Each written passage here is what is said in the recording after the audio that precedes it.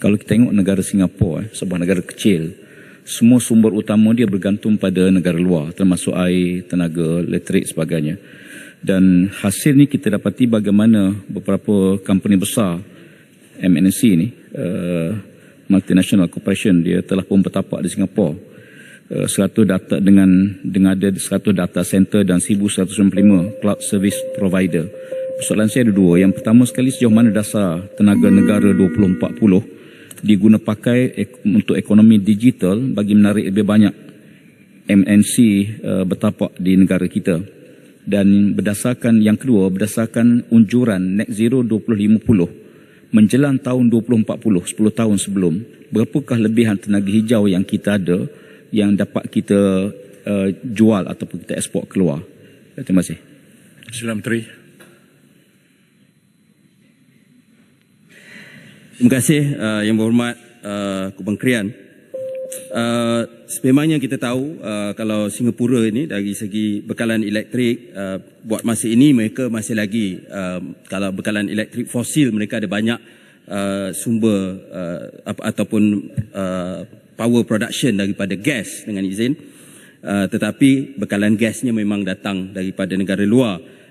Dan mereka sudah mula misalnya mengimport daripada negara kita sendiri bekal jana kuasa gas daripada syarikat YTL, dan tetapi yang mereka mungkin ataupun memang mencabar untuk negara Singapura ialah daripada segi tenaga boleh baharu, kerana mereka tidak ada ruang tanah yang besar, mereka tidak boleh ada hidro dan sebagainya. Maka sebab itu Singapura ada meletakkan satu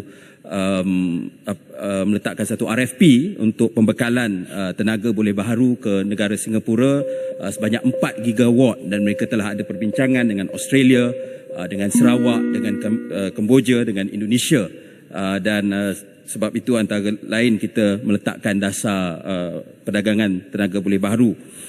Dari segi data center ni sebagaimana kita tahu adalah antara pengguna elektrik yang sangat besar, dan mereka memerlukan bekalan elektrik ini sangat stabil, 24 jam sehari, 7 hari seminggu. Sebab selagi mana beroperasi data center itu, dia tidak boleh ada gangguan di dalam bekalan elektrik. Jadi atas sebab itu, pada masa yang sama, banyak juga data center meminta untuk ada tenaga hijau untuk membekalkan tenaga mereka.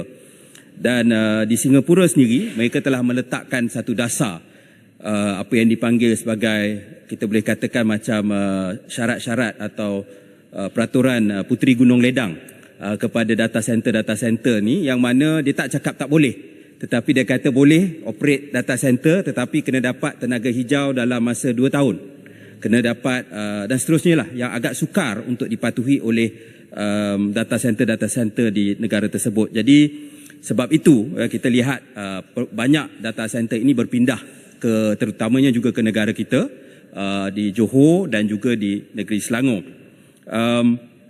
Jadi apa yang bila kita bercakap dengan data center ini, kita nak memastikan bahawa mereka kena membayar sekarang tarif. Kita tidak boleh berada tarif yang terlalu rendah, sebab kita yakin betul ada banyak sebenarnya spill over daripada data center, mungkin bukan daripada segi pekerjaan dan sebagainya secara langsung, kerana bilangan pekerja yang diperlukan tidak ramai, tetapi daripada segi ekosistem tersebut, pembuatan peralatan, perkakas dan sebagainya, itu akan memberi kesan yang besar, data-data saintis dan sebagainya. Jadi kita menggalakkan, tetapi kita mahu sebab itu menjelang tahun 2025 kita akan ada cost reflective tariff, sebab kita khawatir tarif yang ada pada hari ini adalah tidak cost reflective, dan dia akan membebankan pengguna-pengguna biasa yang tidak merupakan pengguna besar seperti mereka yang tinggal di rumah dan sebagainya. Jadi menjelang tahun 2040, kita sebenarnya ada sasaran 2035 40% tenaga boleh baharu dalam energy mix kita. 2050 kita letak 70% untuk tenaga boleh baharu.